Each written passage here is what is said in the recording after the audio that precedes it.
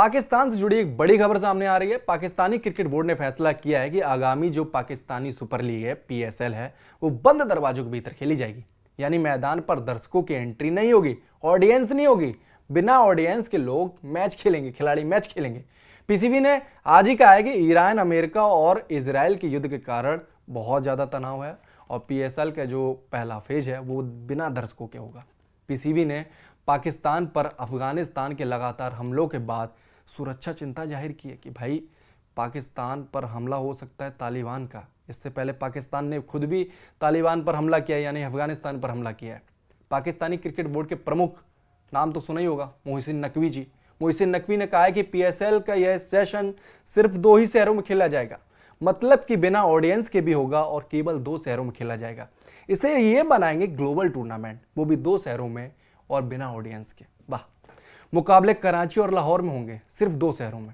Pakistani super league की शुरुआत 26 मार्च से हो रही है।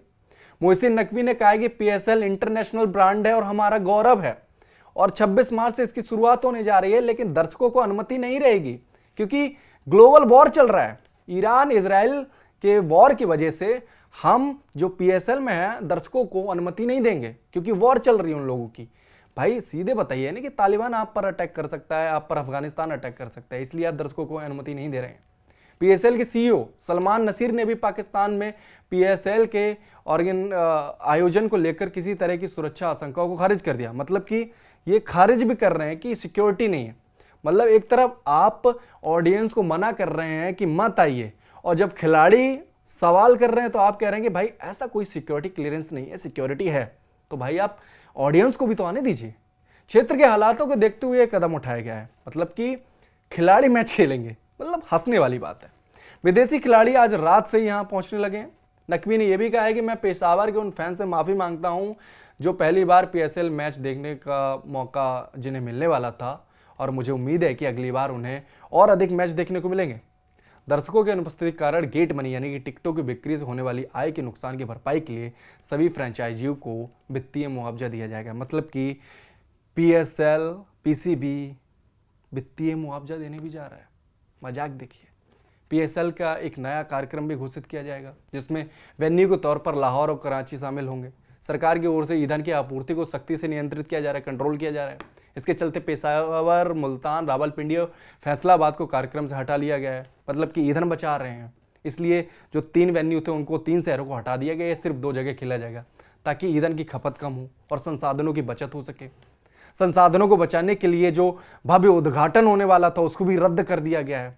ये करेंगे आईपीएल की बराबरी, मतलब कि पीएसएल आईपीएल की बराबरी की बातें करते हैं। और देखिए भव्य उद्घाटन, भाई एक अच्छा सिंगर आप ले आते हैं, सिंगर भी नहीं ले आ पाते हैं आप इंटरनेशनल, और आपको भव्य उद्घाटन जो समारोह है वो उसको भी रद्द करना पड़ रहा है।